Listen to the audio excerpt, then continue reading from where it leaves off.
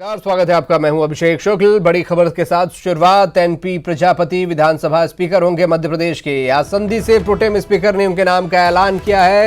विधानसभा में विपक्ष ने जोरदार जिसके बाद हंगामा किया है। उनका प्रस्ताव खारिज किए जाने पर आसंदी पर विपक्ष के सदस्य पहुंचे हैं। दरअसल नियमों का हवाला देते हुए प्रोटेम स्पीकर ने वोटिंग की जरूरत को नहीं माना और कहा कि एनपी प्रजापति विधानसभा के अध्यक्ष होंगे। मध्य प्रदेश विधानसभा प्रक्रिया तथा कार्य संचालन नियम 7(4) में उनका कहना था कि उल्लेख है जो प्रस्ताव प्रस्तुत तथा विधिवत अनुमोदित हो जाए और एक एक कर उसी क्रम में रखे जाए और जिस क्रम में प्रस्तुत किए गए हों आवश्यक हो तो विभाजन द्वारा निश्चित किए जाएंगे। तो नियम 5 के तहत कहना था प्रोटेम स्पीकर का कि मत विभाजन की जरूरत नहीं है और इसीलिए यहां पर यह ऐलान कर दिया गया। अनुराग हमारे सहयोगी बने हुए। अनुराग, नाम का ऐलान कर दिया गया है और बीजेपी लोकतंत्र की हत्या बता रही है। नियम 5 के तहत कहा गया है कि बंटवारे की जरूरत नहीं है, मत विभाजन की जरूरत नहीं है। क्या बीजेपी इन नियमों से संतुष्ट है? बीजेपी क्या कह रही है इस पर?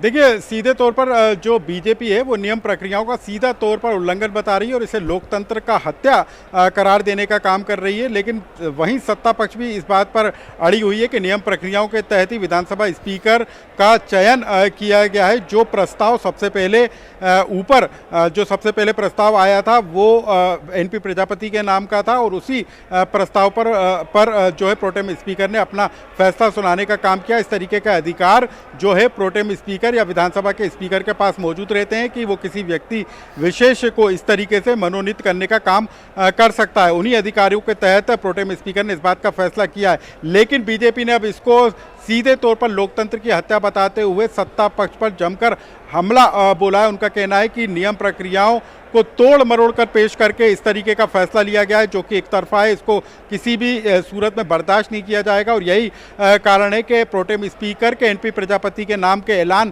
के बाद से ही विपक्ष के सदस्यों ने गर्भगृह में पहुंचकर जोरदार हंगामा किया, जिसके कारण 10 मिनट तक विधानसभा में सदन की कार्रवाई को स्थगित किया गया। सदन की कार्रवाई दोबारा शुरू हुई तब भी इस तरीके का हंगामा जारी रहा और एक बार फिर से सदन की कार्रवाई को 10 मिनट के लिए स्थगित किया गया है।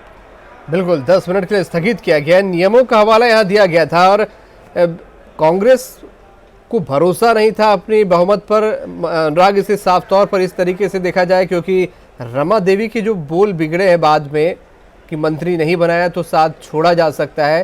कांग्रेस को शंका थी कि भीतर खाने से क्रॉस वोटिंग हो सकती है और इसीलिए वो नियमों की किताब के साथ पहुंची थी आज सदन में।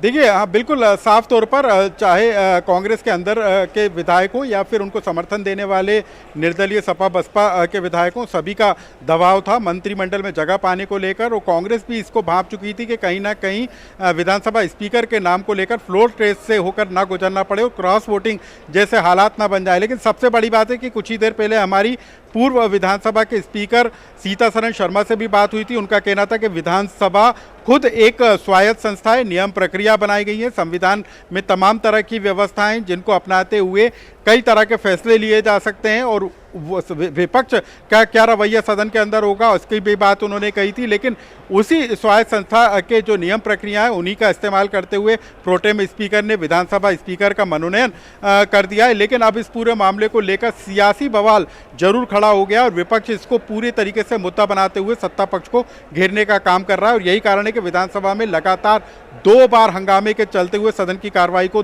स्थगित करना पड़ा है।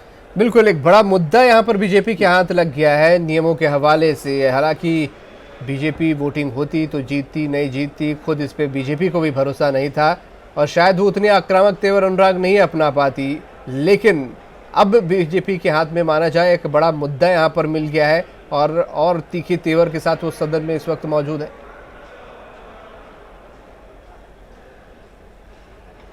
देखिए, एक इस बात को इस तरीके से भी समझना होगा कि बार बार बीजेपी इस बात का जिक्र कर रही थी कि वो बहुमत हासिल कर लेगी, विधानसभा स्पीकर के लिए उनका प्रत्याशी जीत कर निकल कर आएगा। क्या रणनीति है, क्या व्यू रचना रची है, इसका खुलासा वो सदन के अंदर करेंगे। बीते 2 दिन की हम बात करें तो लगातार बीजेपी के अंदर बैठकों का दौर चला था। कैलाश विजयवर्गीय भोपाल में रह के सक्रिय थे, विधायक भूपेंद्र सिंह, नरोत्तम मिश्रा, रामपाल सिंह, तमाम जो विधायक थे पूरी तरीके से सक्रिय थे और इस बात की कोशिश की जा रही थी कि कांग्रेस के अंदर सेंधमारी की जाए। इसके अलावा जो बसपा और सपा समेत निर्दलीय विधायक हैं उनको अपने पक्ष में किया जाए और इसी रणनीति को भांपते हुए कांग्रेस भी ये समझ चुकी थी कि सदन के अंदर फ्लोर टेस्ट पास करना उसके लिए एक बड़ी चुनौती साबित हो सकता है, कहीं मुश्किल खड़ी ना हो जाए और इसी के चलते नियम प्रक्रियाओं को तलाशा गया। आज सुबह से इसी को लेकर मंथन चल रहा था। मैंने पहले भी जिस तरीके का जिक्र किया कि संसदीय कार्य मंत्री गोविंद सिंह ने विधि विशेषज्ञों से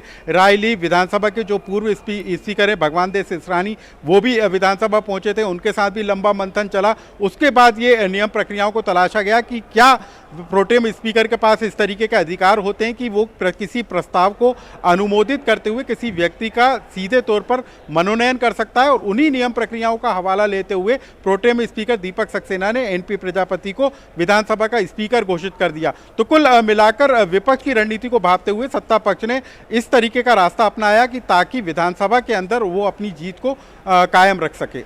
बिल्कुल, जीत को किसी भी तरीके से कायम रखना कांग्रेस के लिए बेहद ज़रूरी भी था। यहाँ पर अगर क्रॉस वोटिंग हो जाती या कुछ ऊंच नीच हो जाती तो कांग्रेस के लिए एक बड़ी मुश्किल हो जाती।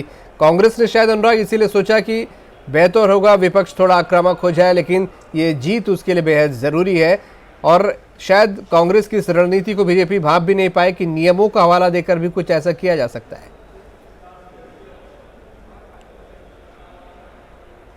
बिल्कुल, देखिए, कांग्रेस को इस तरीके की आशंका थी कि क्रॉस वोटिंग हो सकती है, इसीलिए लगातार 2 दिन कांग्रेस विधायक दल की बैठक बुलाई गई और उसमें न सिर्फ कांग्रेस के विधायक बल्कि निर्दलीय एसपी और बीएसपी के विधायकों को भी बुलाया गया और उनको भी इस बात की ट्रेनिंग दी गई थी कि किस तरीके से यदि वोटिंग के हालात बनते हैं तो किस तरीके से उनको अपना वोट डालना है, कहीं कोई वोट जाया ना हो जाए, क्योंकि कांग्रेस के अंदर भी ऐसे विधायकों की संख्या कहीं ज़्यादा है जो कि पहली बार विधानसभा का चुनाव लड़कर आए और यदि चुनाव के हालात बनते हैं तो कई बार वोट गलत चला जाता है, क्रॉस वोटिंग हो जाती है जिसके कारण वोट जाया हो जाता है। और जिस तरीके से बीजेपी लगातार 2 दिन से कांग्रेस के विधायकों से संपर्क साधने की कोशिश कर रही थी, जितने कांग्रेस के नाराज विधायक थे उनको ऑफर दिया जा रहा था। जिस तरीके से दिग्विजय सिंह ने कल कहा था कि उनके विधायकों को 100 करोड़ रुपए दिए जाने का ऑफर है, आज संसदीय कार्य मंत्री गोविंद सिंह ने भी कहा कि बीजेपी के प्रदेश अध्यक्ष राकेश सिंह लगातार उनके विधायकों से बात कर रहे हैं। आधा दर्जन जो विधायक हैं उनसे संपर्क साधने की कोशिश की गई है।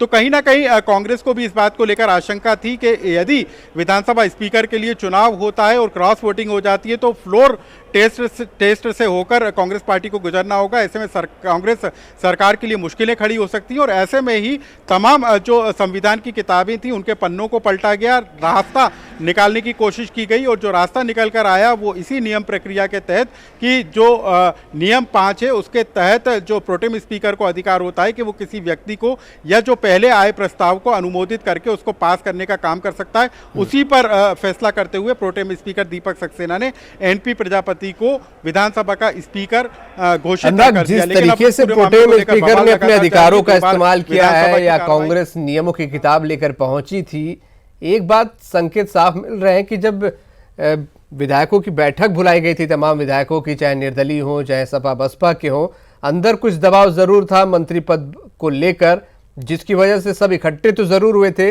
लेकिन कांग्रेस आश्वस्त नहीं हो पाई थी और यही वजह थी कि बिना आश्वस्त हुए वो किसी भी हार में हार झेलने को तैयार नहीं थी, हार कहा जाए अफोर्ड नहीं कर सकती थी। इसीलिए नियमों का हवाला बड़ी मजबूरी में उसने जाकर लिया है। बिल्कुल, देखिए, कांग्रेस के विधायक दल की बैठक 2 दिन लगातार बुलाई गई और लेकिन बैठक में एकजुट रहने का संदेश जरूर दिया गया और भरोसा भी दिलाया गया कि किसी न किसी को आगे जाके एडजस्ट जरूर किया जाएगा। लेकिन विधायक दल की बैठक के बाहर जिस तरीके से सुर निकल कर आए, चाहे वो बीएसपी की विधायक रमाबाई के सुर हों कि उनको 20 जनवरी के बाद मंत्रिमंडल में जगह देने की बात कही जा रही है और यदि जगह नहीं मिलती है तो वो इसके बाद अपना अगला कदम उठाने पर विचार करेंगी। हीरालाल अलावा जो कि कांग्रेस के विधायक विधायक हैं जयस से के जयस संगठन से जुड़े हुए हैं, उनका भी आज कहना था कि उनको भी यह ऑफर दिया गया है कि मंत्रिमंडल में जगह दी जाएगी। तो जो सुर थे नाराज विधायकों के वो बदले बदले नजर जरूर आ रहे थे और इसका फायदा कहीं बीजेपी विधानसभा स्पीकर के चुनाव में ना उठा ले, इसका डर कहीं ना कहीं कांग्रेस के अंदर खाने में था और यही कारण है कि वोटिंग से बचते हुए एक रास्ता निकालने की कोशिश की गई और नियम प्रक्रियाओं के तहत ही विधानसभा के स्पीकर का चयन आज कर लिया गया। बिल्कुल अनुराग, बहुत शुक्रिया। नज़र बनाए रखें तो हंगामेदार रहा है ये आज का सत्र, जितना उम्मीद की गई थी उससे कहीं ज़्यादा ये हंगामेदार है और जैसे ही सत्र की कार्रवाई शुरू हो रही है, वेल में बीजेपी के सदस्य पहुंच रहे हैं, हंगामा हो रहा है और कार्रवाई को स्थगित करना पड़ रहा है।